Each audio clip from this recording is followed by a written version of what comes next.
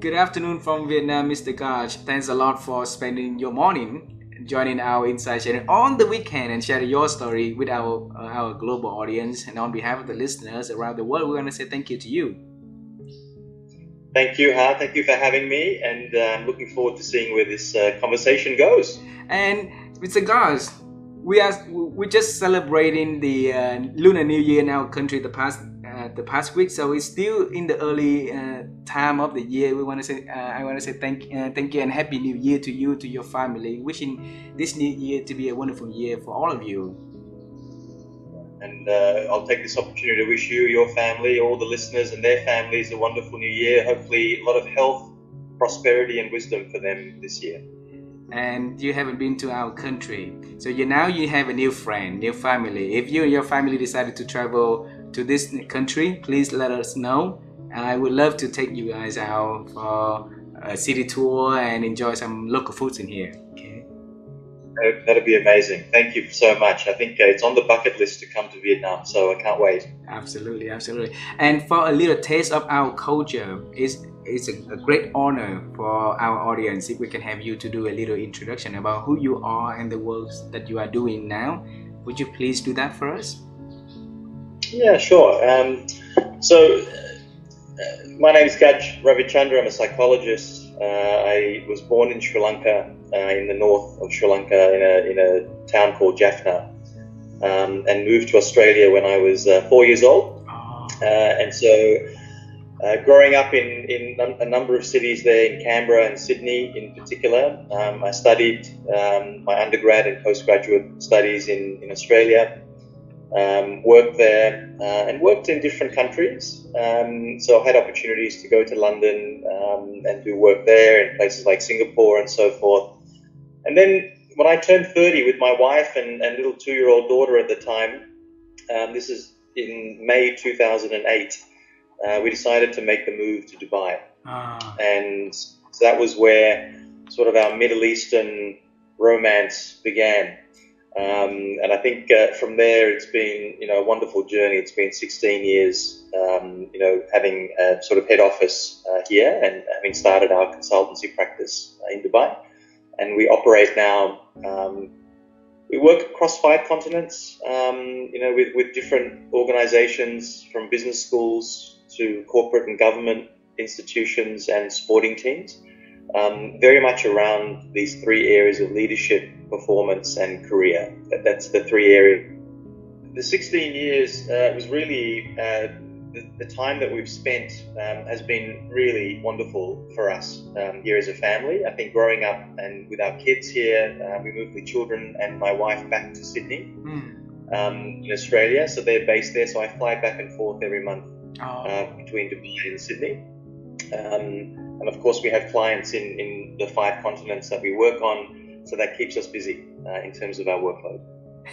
Mr. Gaj, you have amazing career journey. You travel the world, work in many different countries, right? And then having clients around the world in 5 different continents. And you introduced to us in less than 2 minutes. It's not fair for our audience. So we're gonna dive into this conversation together. We're gonna dive to learn more about the journey, and that's the purpose for this conversation today. Is that okay with you if we travel time together? Sounds great. I love traveling time. Let's do it. Okay, so Mr. Gaj, when I was young, when I was little, I wanted to become an astronaut. So travel space and wearing the astronaut suit seems to be very cool, but life didn't give me any chance at all to do that kind of work, right? So for you, when you were young, and what was your dream about the future itself, the future, Mr. Gaj? It's a really good question. I think I don't know if I really invested so much time into thinking about the future as much as I should have. I think as a young immigrant family in Australia, there is this 2 really interesting things that are happening, right? On one hand, you're focused to study, education was the big thing, right, that we were asked to focus on. So you're focused on the present, right? But then the future was all about, well, if you work hard now, then the future will come for you, right? So it wasn't until year 10 or year 11 in my schooling that I discovered this thing called psychology. Ah. And this idea that you could actually make a living out of helping people, understanding their problems, helping their mind, right, to overcome challenges. And so, when you're 14, 15 years old, these are all, relatively new principles back then, right? It's a long time ago for me. And so, we're going back 30 years, right? And so for me, that was relatively new. It's also culturally, we didn't talk about psychology. No, I didn't know any psychologists who were in my family or, people that we knew. Everyone was in the typical, professions of, law, engineering, medicine, accounting. That was kind of the typical, kind of path that most people followed. And so it was a big risk, right, to kind of look at something like this and to do that. But I felt at the time that there was something calling me to understand more this profession. And I didn't know what it was, to be honest. But I was really quite clear that helping people and helping their mind was going to be something that I would enjoy. Wow. I want to bring you to the 30 something years ago, 35 years ago, when you were at 10 years old and you encountered to the worst psychology world, right? And you have no friends, no family member doing psychology works and stuff like that. So what happened back then at year 8, at year 10 for you to fall into the love with the psychology world and then becoming one later? Yeah, I think there was a friend of mine who was a few years older. He had just gotten into university and had started studying some subjects, and one of them was psychology. And so he was about 3 or 4 years older. And so he was saying that it's really, this study is amazing, right? It was like cognitive neuroscience and learning about the brain and how it impacts us. And so I think that was where I really, probably started to hear about it. And then as I started to do some research, right, on psychology, now you got to remember 30 odd years ago, there was no Google, there was encyclopedias that we needed to look up, right? So that was the way that I got my information, learning about psychology, to get it through books and encyclopedias. And so that was a very different approach. And it wasn't until university, when I entered into psychology through science, that I started talking to the professors, starting to understand, what the profession could offer and why the mind was so important, not just for psychology, but for every profession. And so that fascinated me, that it was something that cut across culture, religion, profession, you name it, right? This was so critical in people's lives. I think that got my interest. Wow. And then when you got into the university and become a psychologist, what happened after you graduated?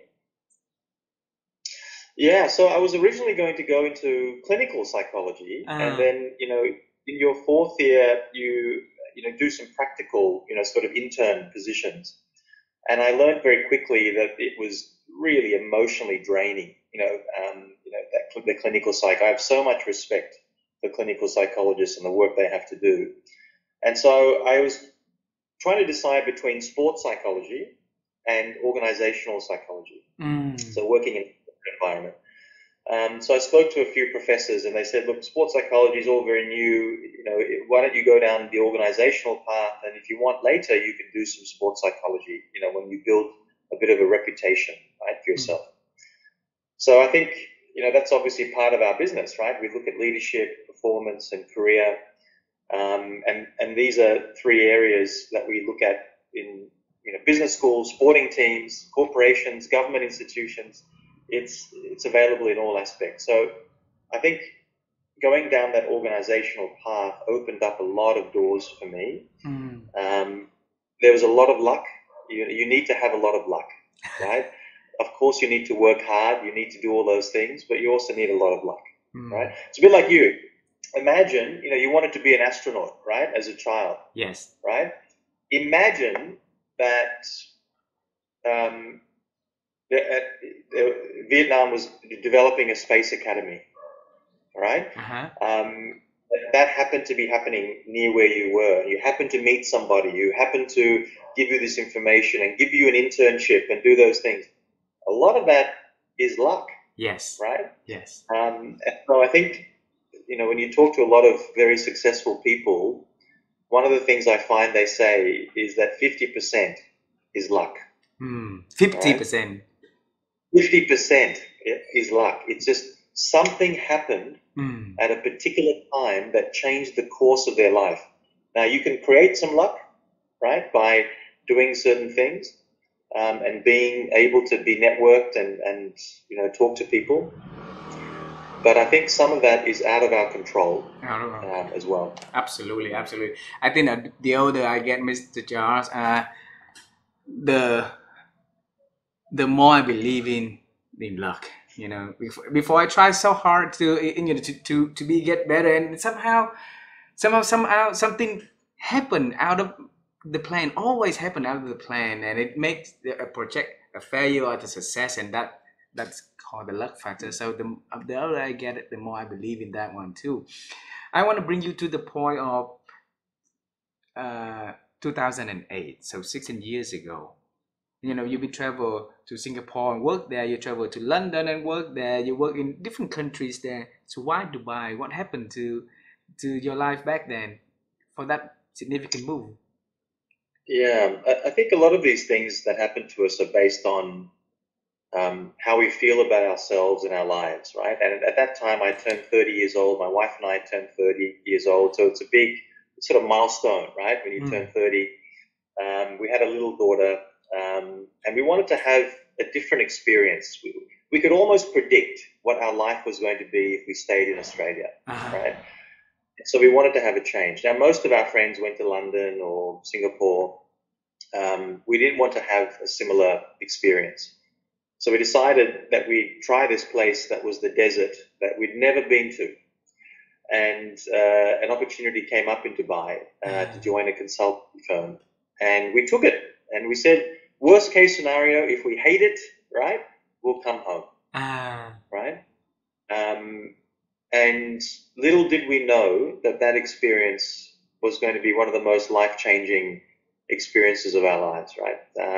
We took that risk. We're not risk takers, and we took that risk. We did it together as a team, make that decision.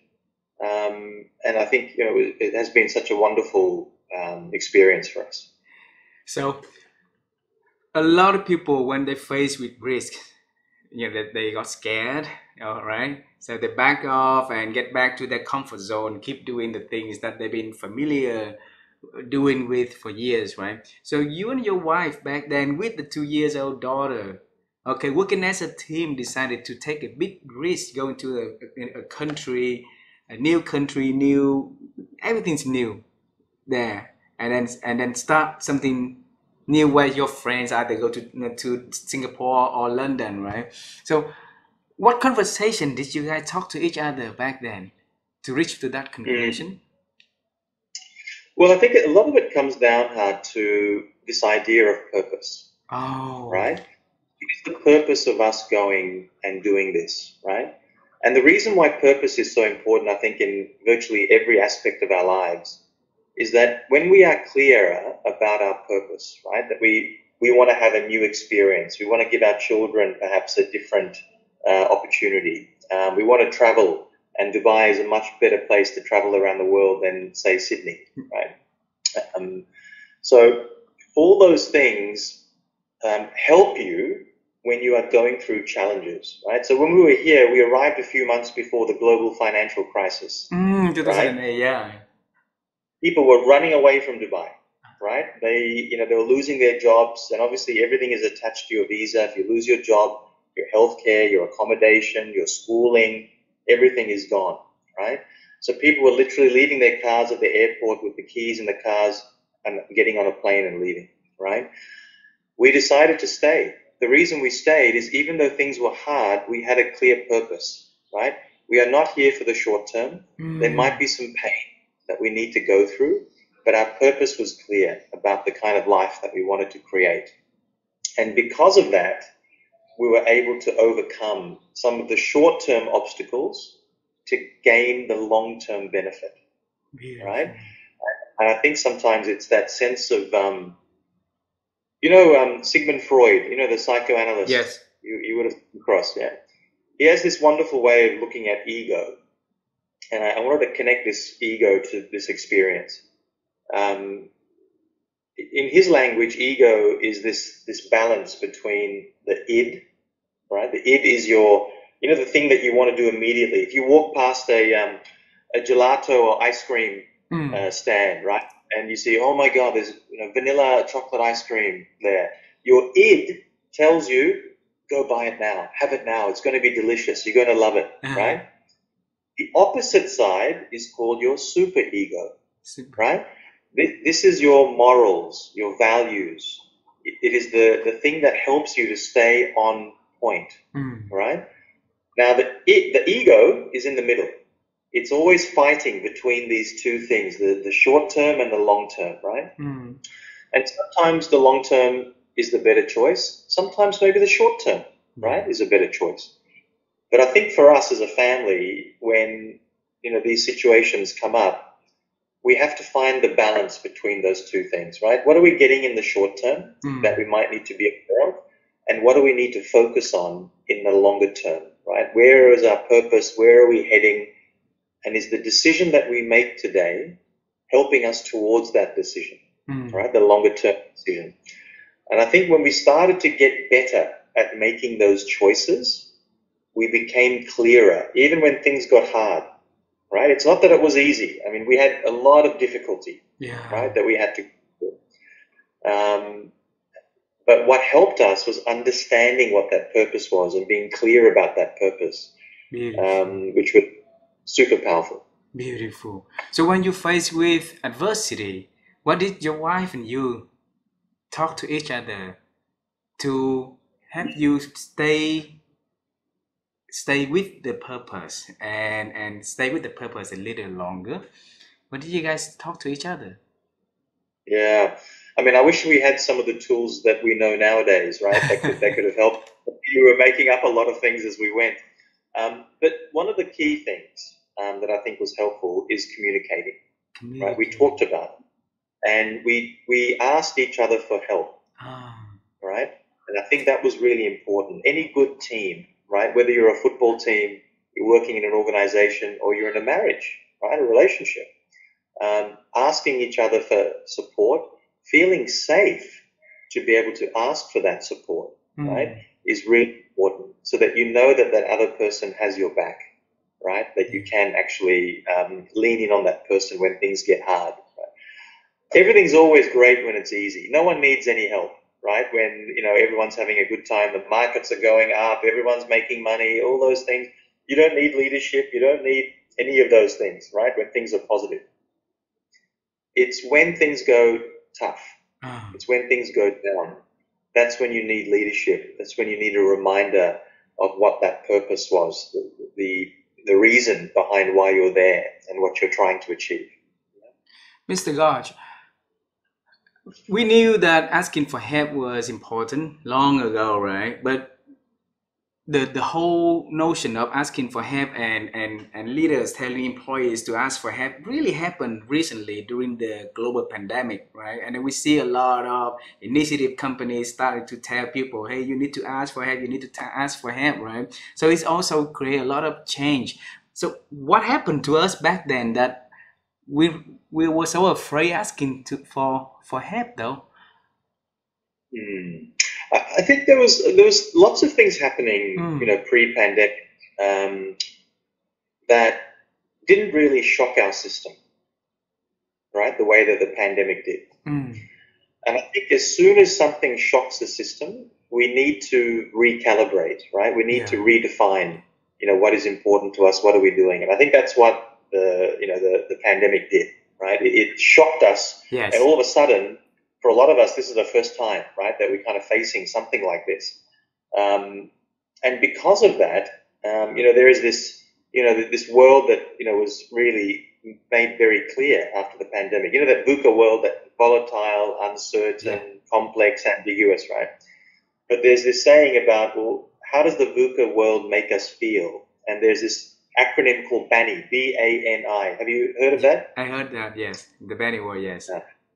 Yeah, so it makes us feel brittle, it makes us feel anxious, it makes us realize the world is non-linear, right? It means just because I work like this now doesn't mean I'm going to get promoted anymore. Doesn't mean I'm going to make my bonus anymore. It could mean different things, right? So the world sort of shifted. Yes.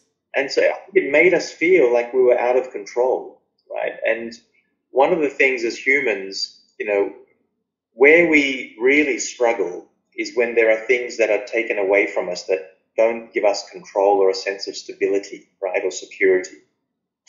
And that's what the pandemic did for us. Yeah. And so as a result of that, we needed to lean into our organizations, our bosses, to ask for help, because this was something that perhaps there was no playbook, right? There was no rules that, we were defining the rules, right? So we needed to ask other people around us, right, to do that. And I think that's where that came from, because we didn't know what to do. Yeah.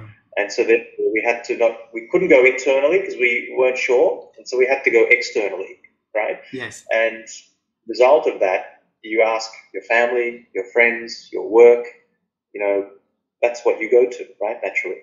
Yeah. So with that being said, the future now is even more uncertain, right? With a lot of new technology coming out, and looking at the long term seems to be a lot harder than. And so what should we ask, and how can we measure success forward? To make sure that the now is getting better and heading us to the right future, long term that we're gonna get there, Mr. Gosh. Yeah, look, I think having some plans, having some goals is super important, right? We are creatures that require some direction. Humans are built this way, right? And without direction in our lives, I see a lot of people who feel lost. They come and tell me I'm lost, right? I hear that word a lot, right, at the moment. And I think a lot of that is because the foundation has been shaken. They've kind of had a different experience now. The world of work with technology, everyone's talking about AI and the impact it's going to have and various other things, is all going to make a difference, right? But there's a lot of uncertainty. Yeah.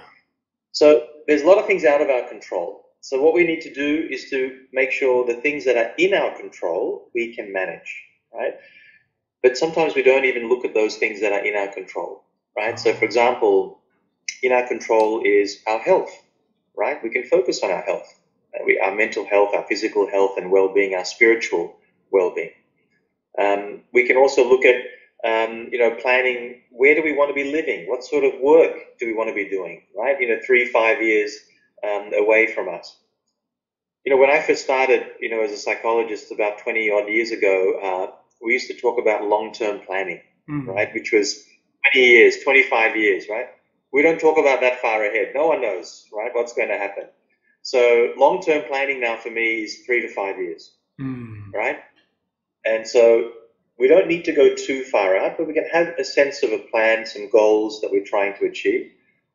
And the goals help us to feel like we're more in control, right? We're heading into a particular path. And I think that is super helpful. When we don't have clear goals, we can feel lost and disengaged, right? I was looking at a report the other day from CNBC, that said 70% of Americans, right, are unhappier in November last year than they were during the pandemic. Unhappy. More unhappy. More unhappy, right? Wow.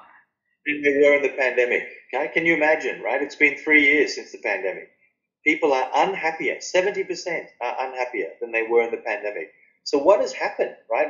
It's almost like we need to relearn a set of skills, right, to be able to manage this kind of environment that is so fluid, right, and dynamic.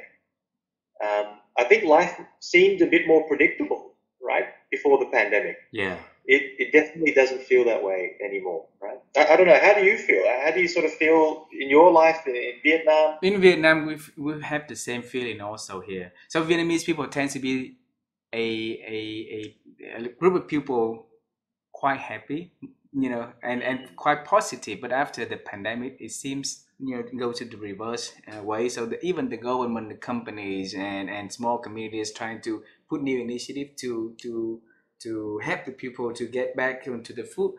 And I think it's a learning process for them too. For each of us has to learn our way to navigate the new world and then get back to what we truly are, right? Yeah. How about you from your country and from your family? Is everything the same?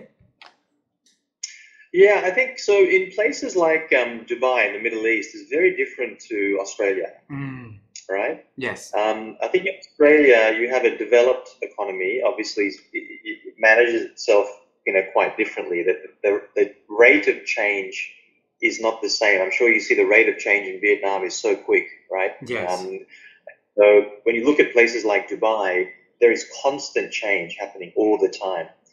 And I was reading a report on a couple of days ago that said 90 odd percent of people, 90% of people feel stressed, right? Being based here, they enjoy it. They find a sense of contentment in various things, but they also feel quite stressed. Now that is natural when things are moving very quickly, when there's a lot of change that's happening. And there's two kinds of stress, right? There is, negative stress, which we call distress, right? Yeah. And then the positive stress, which is called eustress. And what we need to find is how do we manage more eustress? How do we turn that negative stress or distress into a positive stress, right? And the research tells us it's in our mind. It's the In way our we interpret. mind. Wow. We're gonna explore the mindset later in this conversation. There's one more thing in your timeline that I wanna explore together with our audience, which is the time that you start co-founding your company. All right, you've been successful working for other companies before in different countries, right? And within that realm, basically everything is stable. You have stable income, benefit and everything for the family, for yourself. The future is certain also. So you decided to start your own company and co-founding your own company. And when I interview a lot of leaders around the world, one of the things that they regret was not starting their own business when they had time, because they've been successfully leading organizations around the world. So they could also in starting their own company and be successful also. So but they didn't do that for so many reasons. So you did that, Mr. Gaj. Tell us what in your mind back then for you to start your solo. Yeah, it's a good question. I think it's something that I'm still unpacking, in lots of ways, but I think there was always an interest in obviously doing something, and being more in control, Oh. right?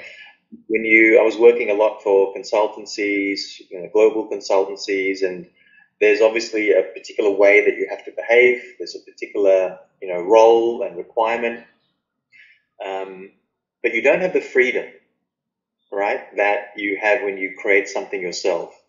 But with that freedom comes huge responsibility, right?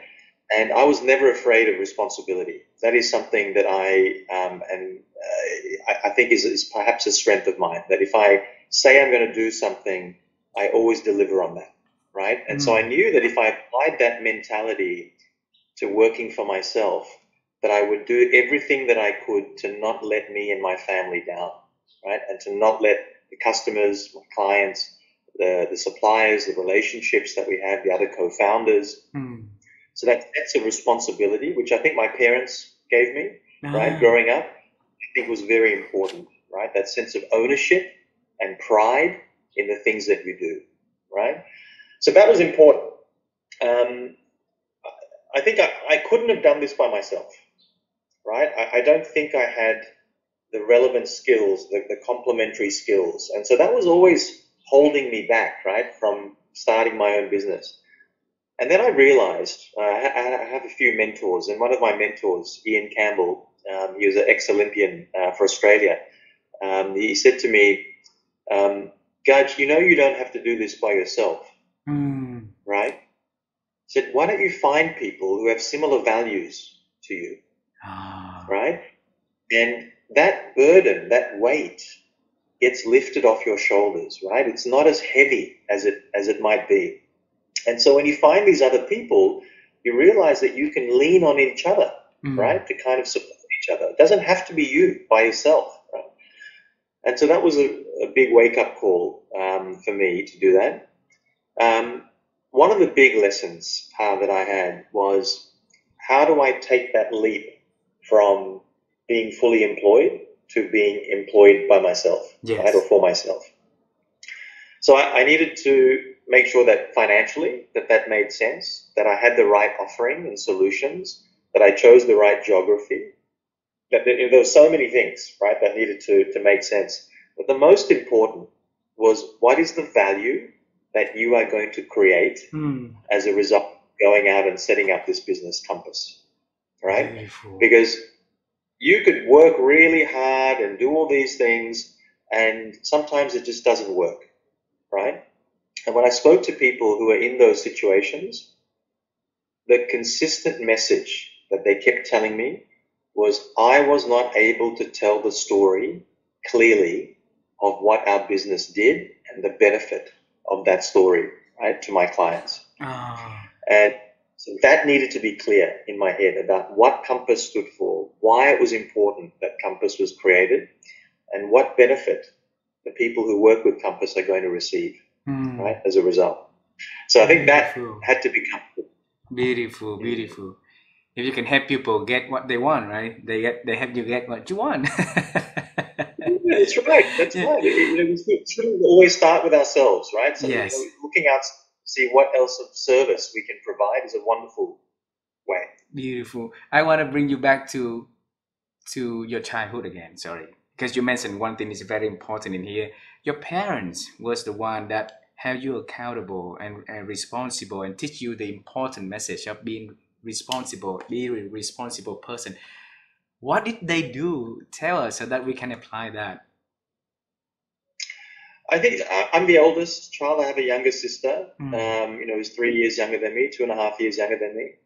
I think growing up very quickly in a very young Sri Lankan community in Australia, Mm. right? You are taught very quickly that you need to behave in a particular way. You need to bring pride to your family.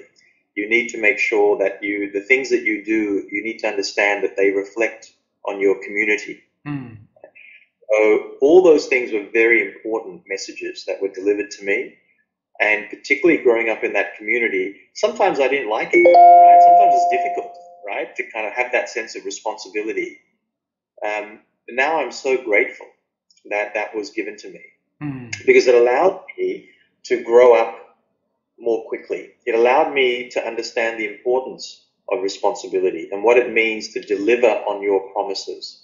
When you say you're going to do something, right, why it's so important to deliver on those promises. And that was not just for my studies, it was for my relationships, my personal relationships, for my professional relationships. I take it very seriously, because if you look at all of us, we are all a summation of the promises that we have kept and the promises we have broken. Yeah. That's it. That's all we are. And so it's not an accident that you and me are talking on this chat today. That is because of all the promises we've kept and all the promises we've broken, right? That's why we're here.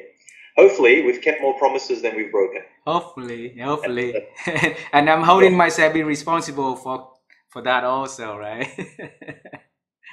absolutely. We have to take accountability, right? That's Yeah, important. yeah. Well, at the age of 14, 15 years old, you're starting to know the world of psychology through a friend who are older than you and get into the university. Then that build your dream about being one day becoming a psychologist. You became one. But then from what you dreamed back then to what you are doing now, there's a huge gap. Have you ever thought one day you're gonna do this kind of works and having leaders get better for what they do and serving the clients all over the world like this? Yeah, I had no idea that I was going to be working like this. Mm. I think one of the key things for me, Ha, was I knew I want to be working with people and helping them solve their problems. I knew that was going to be the case. I always thought I was going to be in Australia full time, right, doing that. I never grew up in an environment where you could study abroad, or the idea of studying overseas and doing those things, was normalized. And so this is one of the things I love about coming to, countries like the UAE and cities like Dubai. Mm. Everything is possible. Mm.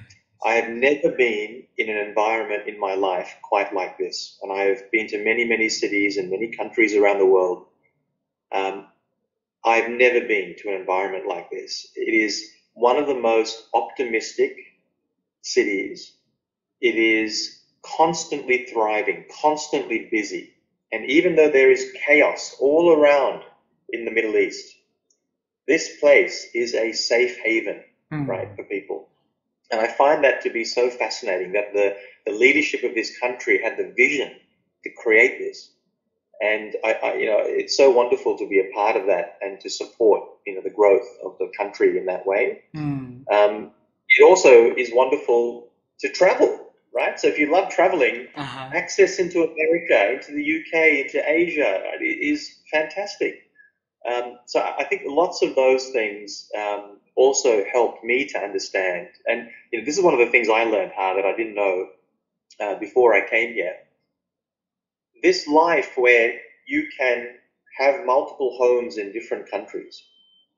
Right? I didn't know that even existed when I was growing up in Australia. Right? The Uh-huh. idea that you could spend 3 months a year in Vietnam, 3 months a year in Dubai, 3 months a year in London, 3 months a year in Sydney, right? That never occurred to me that someone could live like that. Uh-huh. But you can't live like that when you're working for another organization. You have to set that up yourself. Yeah. You have to have the flexibility. That only comes by working for yourself. And Beautiful. so all these things were motivators to me to be able to do this. It's beautiful, beautiful. I want to get to last question before we go into the word of mindset, because you help people to succeed by helping them to have the right kind of mindset, right? Before we get there, the last question for that is, eh, people around the world in different country have different culture, different expectation, different lifestyle and stuff like that. For you to help different kind of people in different continents like that, what have you been doing yourself to keep you up to the speed of change, and be able to continue to grow so that you can hold your responsibility to help people to grow? Hmm. I think a couple of things that helped me have been really, really wonderful. The first thing is the mindset, and we'll talk about that more, but the Yes. mindset of growth, right? And growth equals discomfort. So I Oh. need to do things that make me uncomfortable. Now, there's a difference between being uncomfortable and being unsafe. And Mm. what happens is the mind tricks us to think they're the same thing. They're not the same thing. Mm. So what we need to be very clear about is I do this to myself. Is this situation making me uncomfortable? Yes. Am I safe? Yes. Go and do it. Ah. As long as it is in alignment, right, with my greater purpose and what I'm trying to achieve, uh, that helps me. That questioning helps me. Mm. So the mindset is important. The second thing is sometimes we think that we have to be the person that goes and does all this hard knocking on doors, having all these conversations. But actually, if we do it more intelligently, what we can do is knock on a single door that opens up many opportunities. Mm. I'll give you. So say I wanted to work in business schools in America. If I found a door that was one of the business schools, and they obviously have campuses around the world, right? So for example, even let's take the example of INSEAD, right? A French business school. Yeah. That's one of the best in the world. A friend of mine was working in another American business school, then moved across to INSEAD. By simply opening up that one door, the American campus, the European campus, the Middle East campus, and the Singaporean campus all got opened just by one. So we have to think cleverly about how do we not have to put effort in multiple places, but try and minimize that effort and think intelligently. And that took me some time to realize that. That wasn't a natural thing. I was never really taught that. I didn't know how to do that. It was trial and error, right? That I realized I couldn't be everywhere all at the same time. But if I opened up a few very strategically important doors, those doors would open up much more for me than me individually going. Does that make sense? That makes a lot of sense. As a salesperson, we call it big fish also. So you catch big fish, and then you don't have to waste a lot of time to catch small little fishes, right? So out of those strategic big doors, tell us one big door that you can share as a way to, for us to learn, and as a way for you to tell the story back to those people. Yeah. So I think there's a few. One of those doors was with a friend of mine, a guy called Santosh Kindu. Santosh was a family friend. He is the chapter chair of a group of an association called YPO, Young Presidents Organization. It's a collective of very high-performing entrepreneurs who have been very successful setting up businesses, and it's a program that's run with different chapters and groups around the world. Here in Dubai, there's a chapter there. So he asked me to come and speak to the members, and all these people run their own companies. Yeah. So one meeting, one presentation to 50 entrepreneurs who run their own company. Wow. And out of that, people then come and see you, right? We really like that topic. I think the topic was about mental toughness and perform leadership, right? So when I did that, it was 2 hours. Then they asked me to come on the weekend to do that for their kids, because they wanted their kids to learn this knowledge before other people, so they had an advantage, right? But then other people came to me and said, can you help me with my company? I think my leadership team needs support. And out of that came other relationships. Yeah. Right? And so one of the stories out of that was actually a friend of mine who was also happened to be there at that meeting saw me, and that started a whole bunch of conversations with very successful high net worth individuals, in fact a group of billionaires, and that became now part of our business, where we coach billionaires on their life, on their succession planning, managing their families, and the strategy. So that one door, that one opened up an entire series of opportunities for us to deliver some value. Beautiful, beautiful. A lot of us needed to think differently, think intelligently, to look out for those kind of, big people, big fish, that strategic doors for them to tap into the world of opportunities, right? But they somehow, the door's right there, but they couldn't see it, they couldn't feel it, they couldn't, even touch it, even the door's right in front of their eyes, right? So in your experience, what would help them to see it, to sense it, to feel it, and to really open it before the doors actually close or go away to somebody else?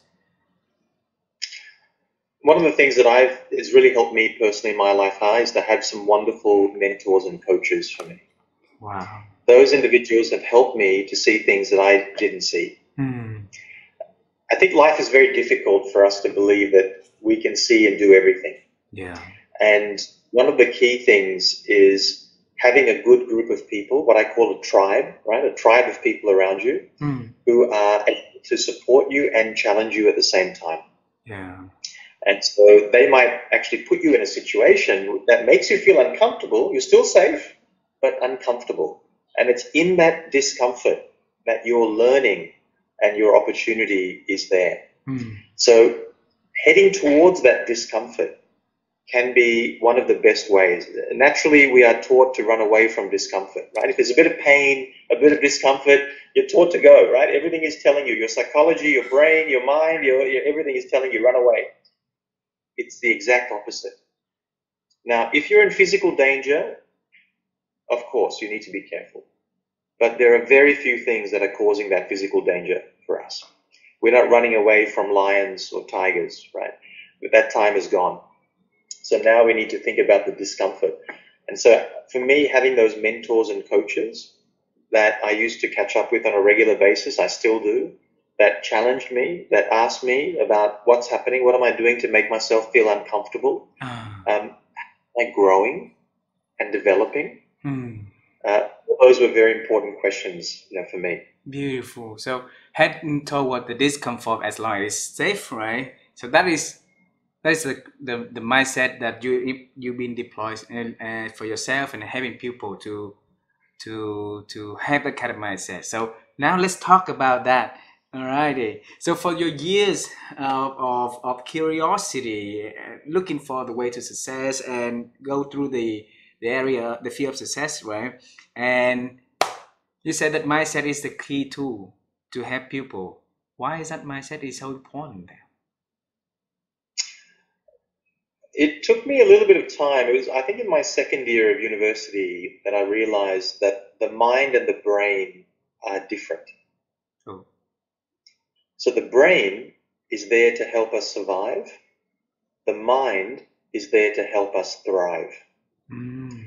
So I meet people all the time, that just survive through life. I'm sure you know people like that too. And their life is not particularly positive or anything that's rewarding for them. They're just in survival mode all the time. They're fighting problems, constantly worried, constantly anxious, focused on the things that are not in their control. That is classic survival mode. If we want to create a better life for ourselves and our families, we need to move from the brain to the mind. Now, what do I mean by that? I mean that we need to start thinking about possibilities. We need to start thinking about what is in my control that I can influence. We need to think about planning and being strategic about what we do. We need to start getting the right people around us that we can support and they can support us. And it's like creating a vision for your life. I don't know do you have a vision board? Do you use a vision board where you put things up on a board of the things you visualize? Yes. That you want to achieve one day? Yeah. Yes. All those things are important because the mind helps you to manifest, to create your future life. Your brain just keeps you in status quo, right? Survival, survival, survival. So as we shift from brain to mind, all of a sudden the world changes. We look at the world in a very different way, right? Which is really important. Like you say earlier, a lot of us are working on the surviving mode, which is we are led by the brain instead of led by the mind, right? How can we have that shift from being led by the brain, which is commonly we've been in that for so long, right? Now going to being led by the mind and let the mind take the seat to the driving seat. So you can ask yourself some questions. One of the questions that I like to ask myself and others is, what are you telling yourself that is holding you back? And the reason for that is because of this cycle that runs all of our lives. It's the cognitive cycle. Our thoughts affect our feelings affect our behavior, our actions, right? That cycle continues. That is the cognitive behavior cycle. Now, the only thing we can control there is our thoughts. And our mind is responsible for that. Our mind can have basic thoughts, which are about survival, or our mind can have much more complicated and visionary thoughts, more positive thoughts. Now, here's the trick. This is the interesting part. Yeah. When you have repeated thoughts, they become beliefs. And our beliefs help us to make decisions in our life. And so when we create more positive thoughts, more constructive thoughts, more visionary thoughts, those become beliefs. And our beliefs actually make decisions. They help us to make decisions. That drives the right kinds of feelings that we need to have. So instead of being worried about something, you might be having an emotion of curiosity. Right? You want to learn more. That drives a different kind of behavior. If you're worried about something, you might retract. You might go back to your apartment and not want to work. Right? When you're curious, you might lean into that. You might move forward. You might ask more questions. You might try and talk to more people. And so as you reconstruct and choose, what are the thoughts that I want to focus on? What are the thoughts that are holding me back versus what are the thoughts that are pushing me forward? That is a huge distinction. And popularly in psychology, we call them sometimes your limiting self-beliefs. These are the things that hold you back. And all of us have them. All of us have imposter episodes, right, where we think we're not good enough, that something is going to come up. I mean, not all of us. About 80% of high performers have this. It's very common. And so, we need to work through this. We need to acknowledge that it is there, right? Our mind is saying these things to us probably because it's trying to protect us. But at the same time, we need to be conscious and aware that those thoughts are happening. And then we get to decide what thoughts we focus on. And if we the right thoughts, we get the right beliefs. If we get the right beliefs, we make the right decisions. And that's really important. Beautiful. I don't know if that in terms of your answer. Beautiful. And that leads me to a question that is really challenging also, which is the environment. Like I was growing up in an environment that most of the people in my life were led by the brain. So it's a save, it's money, it's saving, it's a future, it's about the saving that we are having now and stuff like that. And when I was young, I always was curious about what else we could do, what possibility out there. And the people that love me most and I love most are my parents. They always told me that, don't think too much, keep focus on on certain things, certain principle. So when I note down here that you say get to decide, which means that you have to to decide what your belief is in order for you to focus on, right?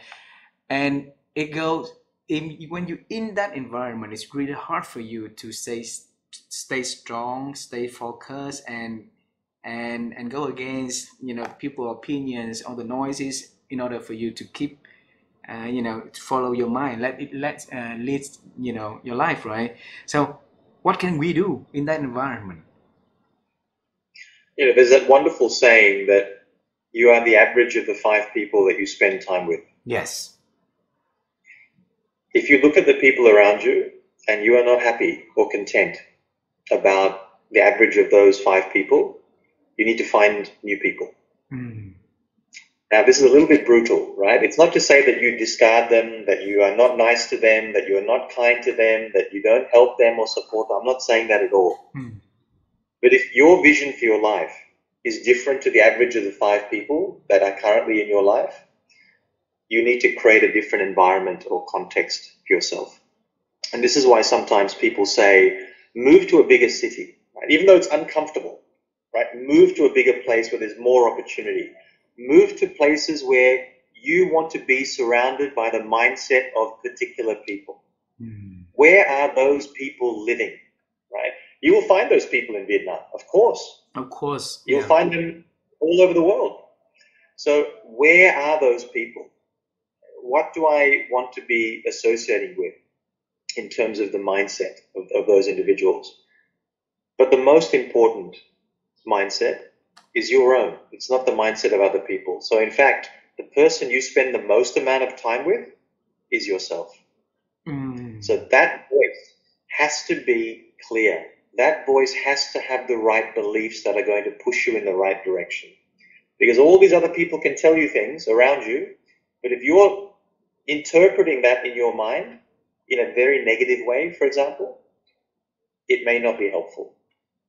And I see that all the time. I see people who are surrounded by amazing people, and yet they somehow struggle. They somehow just continue to live in the brain in survival mode when all these other people are flourishing and thriving right around them.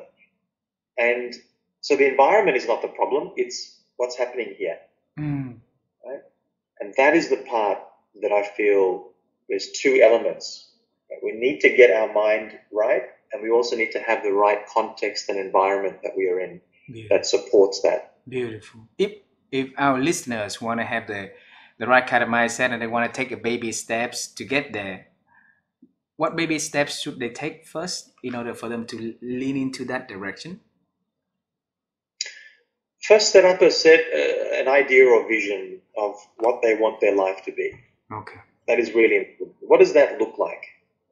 Then have a look at what are the strengths and the values that they bring that contribute to the achievement of that life. And then identify maybe some gaps, some things that are missing. It could be particular skills, it could be knowledge, it could be certifications, it could be exposure to different markets. And then you come up with a plan of how you're going to fill those gaps.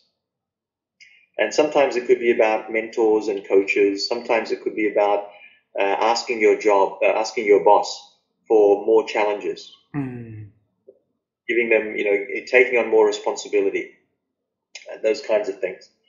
So I think those kind of steps can be helpful to come up with a process. This is why I am so passionate about coaching, because I realize that firstly, as humans, we are all terrible at being objective about ourselves. Yeah.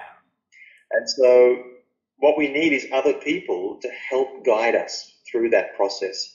Because what we do is we stumble around, we get in the way, right, of ourselves. That's what happens. Yeah. So we need the people around us who are more objective, who don't judge us, who are able to then provide a framework for us to be able to think things through and to execute on our plan, our vision for our lives. It's not just for ourselves, it's for our family, it's for our friends, our community. So all of those things can be helpful. Beautiful. If you say that that's our value is the value of the 5 people next in we most interacting with, all right? So if somebody wants to be in that circle of 5 in your life, what do they need to have? I think similar values. Similar values. It's nuts and props for values for me. And I think everyone can have different levels of vision. Everyone can have different levels of goals. I find that when you are mixing with people who have very different values to you, it can create some massive conflict. Right? It doesn't mean that the behaviors are different. Of course, you can have different behaviors and different ways of showing those values, but they need to come from a similar place or alignment. Beautiful. And the goal may be different. One person might want to build a successful business in many countries. The other person might just want to build a successful business in one country or in one city, or one town. But the value is building something. You want to create something.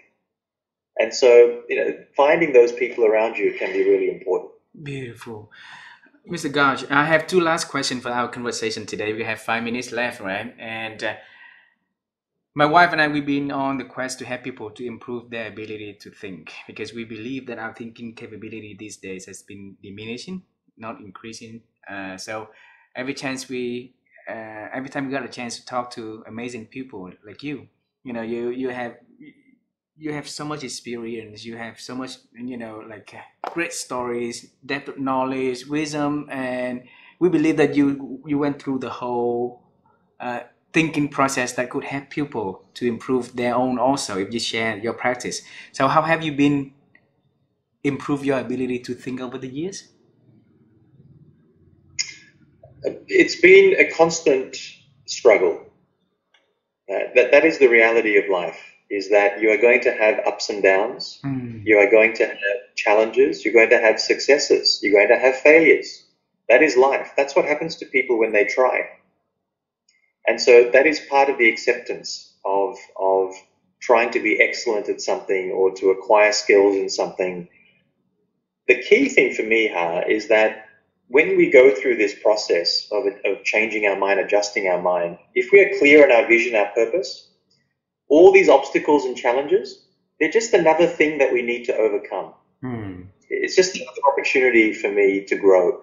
And in fact, this was a big lesson for me in my life recently, which is I always used to think that happiness was the outcome that I'm trying to achieve for myself and other people. Happiness for me is not the outcome. Happiness for me is a outcome, but actually growth is the thing that is more important. And when I focus on growth, sometimes that growth is hard, sometimes that growth is easy, sometimes that growth makes me sad, sometimes that growth makes me happy. But I'm still growing. I'm still heading in this direction, that I want to be moving in. So what I know about happiness, I'd love to get your thoughts on this, because I know the Vietnamese population are one of the happiest people, right, in the world. But there's also this element of happiness is transient, right? It's between two periods of sadness. Right? And so if I focus only on happiness, am I going to sometimes decide not to grow? Right? Is that going to be something that happens? And for me personally, I would rather focus on growth. That is much more helpful for my mind and the decisions that I make than focusing on whether I'm happy or not. Very powerful message. Thank you very much. And I will spend time tonight sharing this message with our dear friends, because a lot of us need to redefine what happiness is about really, these days, right? I was long lost in the definition of happiness. So it's all, recently, right by the pandemic, it's really the shaking point for me to really think about what it is, really is. So thanks for sharing about the concept of growth instead of, focus on just happiness. Okay. So we knew about your past. We knew you moved to Australia at 4 years old, right? And we knew you get into the world of psychology by choice, but by chance, but stay by choice. Work in different countries, move. Had the calling and respond to it by moving to Dubai. Heading to the discomfort but safe, right? and have a phenomenal journey there. Let's lean forward to the future a little bit. So it's not fair if we don't talk about the future, right?